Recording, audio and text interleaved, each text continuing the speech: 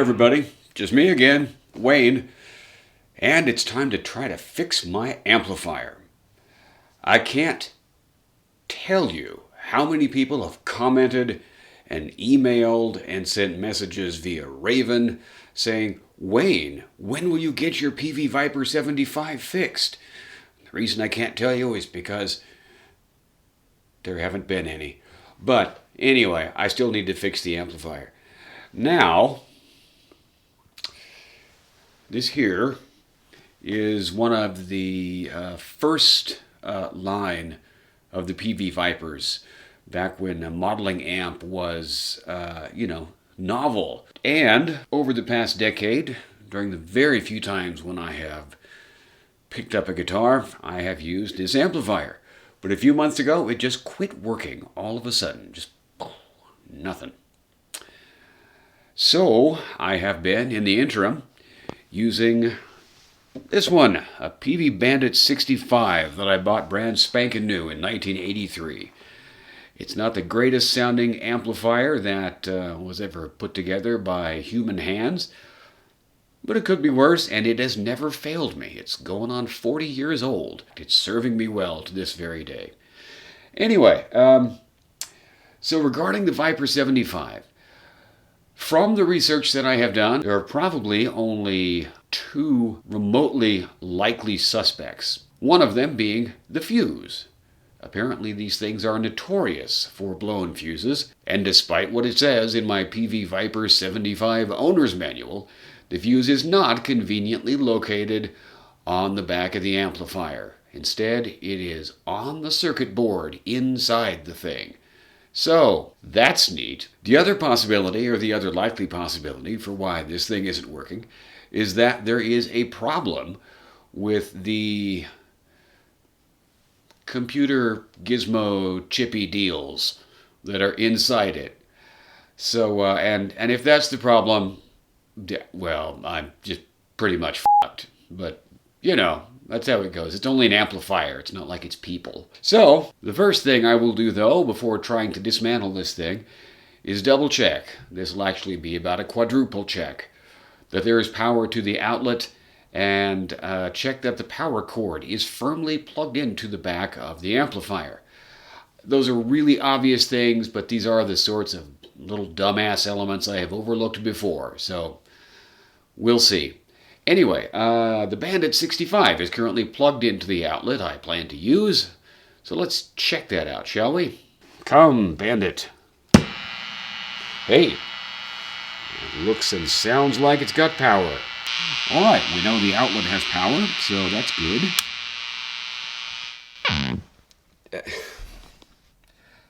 And that's the delightful sound that the Peavey Bandit 65 makes every time you turn it off. And it's been farting for nearly 40 years, and I expect it's too old to change its ways now. Amplifiers, man. You try to raise them up right, teach them some manners. Do they listen? No. Okay, well, next let's see about the Vypyr. Okay, unstack our machines here.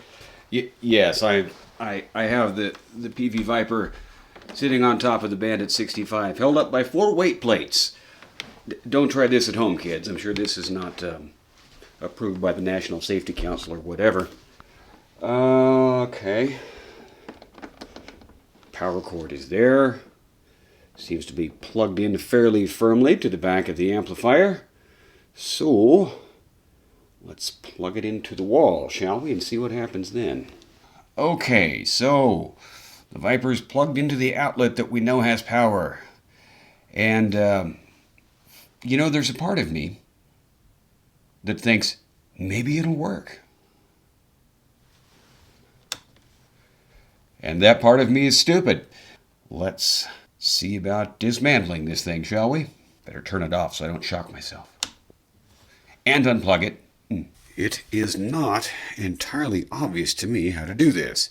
Now, I did know enough to, pull the leads off the Peavey Blue Marvel speaker. So, hey, that's something. Let me see. Hey, Wayne, why don't you go look online and see what to unscrew. Hell of a good idea. Thanks to the magic of the interwebs, I have discovered there are, let's see, 8 screws that need to be removed. Apparently, these, that one, and that one, and that one, and that one. Okay, so apparently those come out first, and then we take out these 4, which are long screws. In fact, you can see them hanging down underneath there. So when taking those out, it's going to be important to hang on to this piece of machinery so it doesn't just fall. So I've got this out of the amplifier now, and we're going to have to take the circuit board out of there. And as you can see, I expect, if I get my hand in the right place, this, whatever the hell that is connected to the circuit board. So we took a little screw out of right there, and there's a similar spot right there we had to take a screw out of.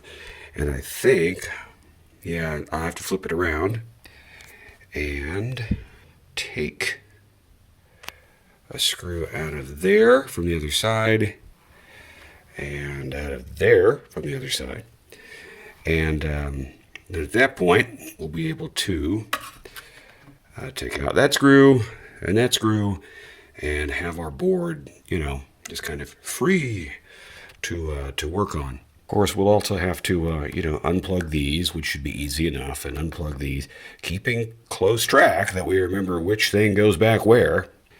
As for this and this, I'm not quite sure what to do there, because this is fastened on there with a big glob of wax or glue or some damn thing. So that just might have to stay where it is. I'm not sure. We'll just have to be careful not to yank on it. I'll have to take a closer look at this and see if I can just unplug it. By the by,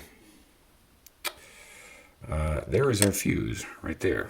So what I'll do is flip the board over and melt the solder or soften it that's on the other side there, and sort of gently pull that fuse out of there if all goes well. So there is the circuit board from inside the Vypyr, and the fuse was right there. And you can see there's a little hole at each end of where the fuse goes or went. A little hole, and a wire was on the end of the fuse, a soldered wire that ran through that hole and down through the board itself. You'll note that the holes are a bit blackened around the edges. That is because I had to use my soldering iron and melt the solder that held that screw in, or that fuse in, I should say, in order to get the thing out. Now, there's a bit of a problem here. There is the fuse, and you'll note there is a wire soldered to each end of the thing, and my soldering skills are not remotely sufficient to perform such a delicate job as that.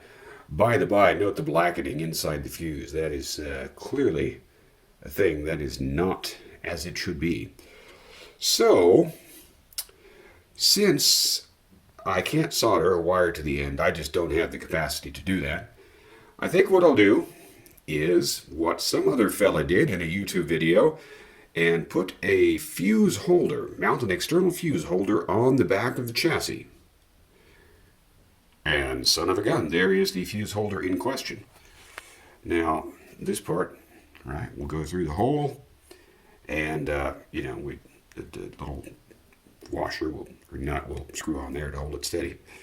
And a wire will be soldered there, and a wire will be soldered there. And those wires will run from the fuse holder over to where the fuse would be. And one will go through that hole, and one will go through that hole there. And, that way I will be able to change the fuse much more easily if I ever need to do this again. And there is the hole that I have drilled in the back of the chassis that the fuse holder will go in. There's all the aluminum shavings that came onto the outside from that experience, which was totally fun. Now, before I did that, I covered the inside, the whole inside, with a rag, and even so, you'll notice I've got a few aluminum shavings to vacuum up there. But that was a wise move, and I took that advice from the other video on YouTube of a fellow mounting an external fuse holder to his Vypyr. It was a good thing to do because there was a lot of aluminum down there. And, most of it got onto the rags and not onto the circuits or anything, so that's good. And there we go. As you see, I have put a piece of wire through each of those holes that were at the end of the fuse and ran them wires over to the now externally mounted fuse holder. And I've soldered the ends of the wires there, and I soldered them to the underside, on the underside of the circuit board, so you couldn't see that. And so then I screwed this here part back onto the chassis, and this is connected to the circuit board. So now I'm going to plug this, before I go to the trouble of putting this back into the amplifier itself, I'm going to plug it into the speakers and plug in the machine and see if it works. And actually I just went ahead and screwed the amplifier back into the cabinet, because it's not as though I have any other ideas as to what to do if this doesn't work. And there's our now externally mounted fuse holder. So we'll unscrew that and put in a 3 amp fuse as is required and see what goes on. All right, I have plugged it into the wall, and I actually just ran out to ye old hardware store because the fuse holder that I put in this machine was for a 1 1/4 inch up to 10 amp fuse, and the fuses that I had purchased were only 3/4 inch 3 amp fuses.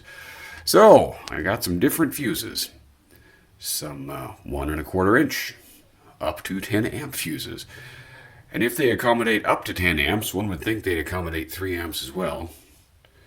So let us see. Cross your fingers, kids. Wait. Aha. That is what we wanted to see. Exactly that. All right, let's plug an instrument into this and see if it does what it's supposed to.